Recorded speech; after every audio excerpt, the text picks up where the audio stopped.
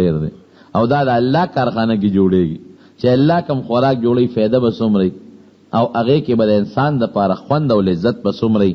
بس هر سار به پاسېدل او په دې اونو به د پرخې په شانتې یو پوناله کېدله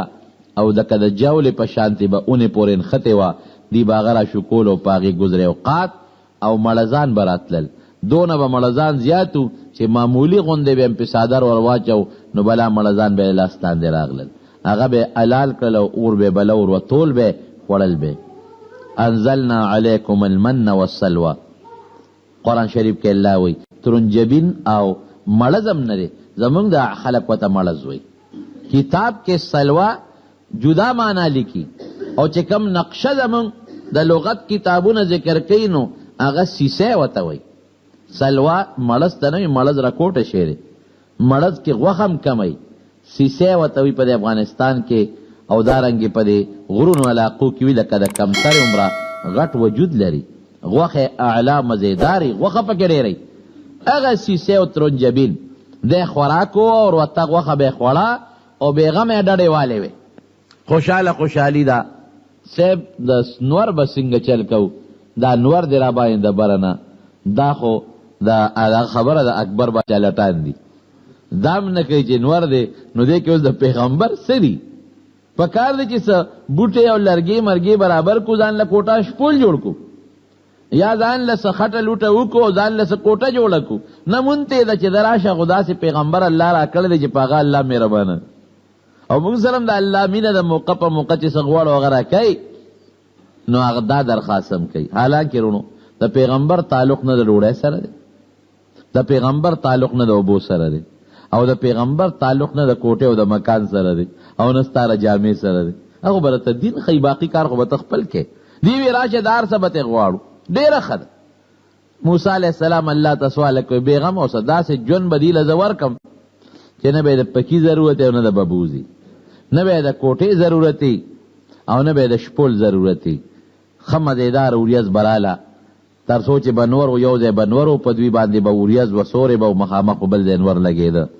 یخ یخې خشته ښکلې ښکلې هواګانې به وي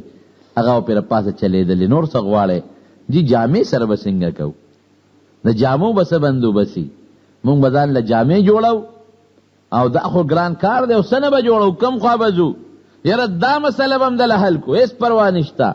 جامې به مو نه خیرنېږي ځه دغه جامې به نه به انځلو ته ضرورت وي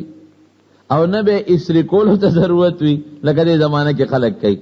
او نه به خوټکواني ته ضرورت دی او نه د واشنګ مشین تاجسته نه د صوباړې او تختې تاجسته ټول عمر جامه غونده خیرنېږي به هم نه صفا سوتره به بوی به هم نه کوي نو ګوره دې نه څه معلومه شوه چې جامه نه خیرنېږي خو وجود به هم نه خیرنېږي که نه چې وجود خیرن شو جامه خیرنېږي وجود سقا شو نو جامه سقا کېږي وجود بین کوي جامه به بوی کوي دا پکې هم راله وجود به دې هم پاکي صفا سوتره او جامه به دې هم پاکوي نور هم څه غواړی او که نه نه بس الله بس د خوراک انتظام مو شو د اوبو انتظام مو شو د جامې انتظام مو شو د سور انتظام مو شو د ګرمۍ او د یخنۍ انتظام مو شو نور څه غواړی نه ښه نو د الله هم لږ ومنئ چې الله دله دا نعمتونه در باندې پروردګار وکړل دومره نعمتونه په مخ د ځمکه په بل قوم نشته کم چې په دغه زمانه کې په بني اسرائیلو د موسی علیه السلام په قوم چې دشمن یې دله غرق کړ د هغه نه خلاص کړی د هغه د ظلمونو نه بچ کړی او کوله او میدان کې رهایش درک او پروردگار دله خوراک اوبه جامه سور یخ ګرمي د هغې پوره انتظام وکړو اوس د الله به هم لږ منل غواړي که نه بلکل صاحب تابعدار ښه نو داسې کوو چې الله نه درخواست وکړو چې مونږ کوم ژوند تېرو د دې قانون راکړي مونږ به شپه څنګه تېرو روز به څنګه تېرو یو بل سره جنګ جګړه راشي یو پسې فیصله کوو د پلار او د زوی د مال یو بل ته منتقل کېدو به څه طریقه او یو بل سره تجارت کو لین دین په کومه طریقه به کوو که اختلافات راشي پسې به ختمو دا صاحب تا چې څنګه خوښئ وی ښه نو تاسو ماله مهلت راکې او زه د الله نه سوال کوم الله ورسره وعده وکړه چې ته راشه دې کوهي تور ته د تور غر ته یو 13 ورځې عبادت وکړه روژه ونیسه ستا د قوم دپاره به یو کتاب درکم او یو قانون به درکم قوم سره مشورې نه پس موسی علیه السلام غر ته لاړ چې کوهي تور دی او هلته کې 13 ورځې د الله په دربار کې روژه ونیوله بعض علما وایي چې د ورځې بیا روژه وه او بیا به ماښام ماته شوه لکه څنګه چې زموږ روجې دي، بلکې بعض علما وایي چې نه دا 13 ورځې د یو شان روجه وه، ماته کړې په دا منځ کې نه ده، ځکه پیغمبر له الله ډېر لوی طاقت ورکړي.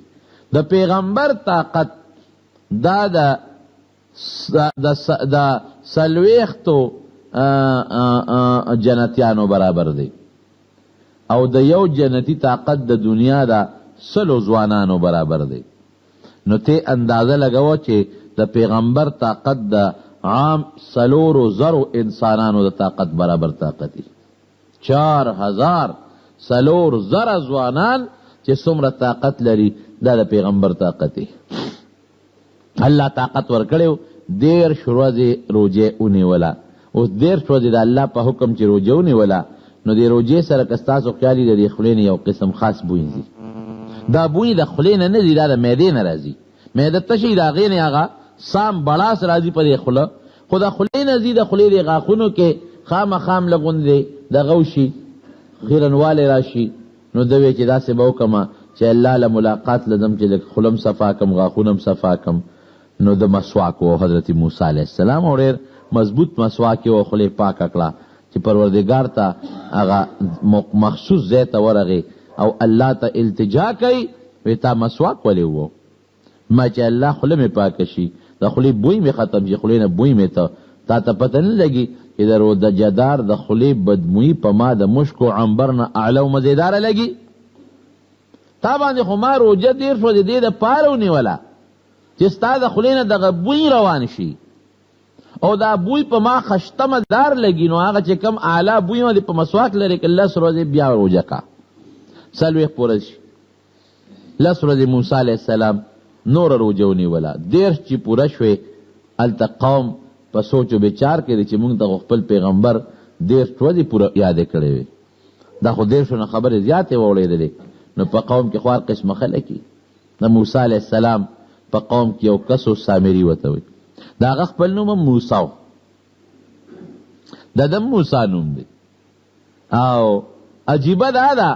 د الله د قدرت ته سړی حیران شي. موسی علیه السلام فرعون کور ته لاړ او فرعون یې تربیت وکړ. الله تعالی ته پیغمبر جوړ کړ. دغه موسی چې سامري دی، دی هم مور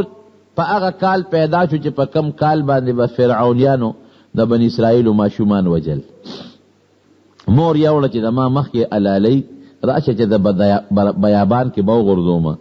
نو بس که مړ شو بیابان کې او که 400 کل زما د سترګو وړاندې خو بني بیابان کې وغورځو یو ځنګل کې او مور یې راله. هلته الله جبریل علیه السلام مقرر کړ د دې ماشوم تربیت کوه. ګوره الله عجیبه نظام. جبریل علیه السلام به راته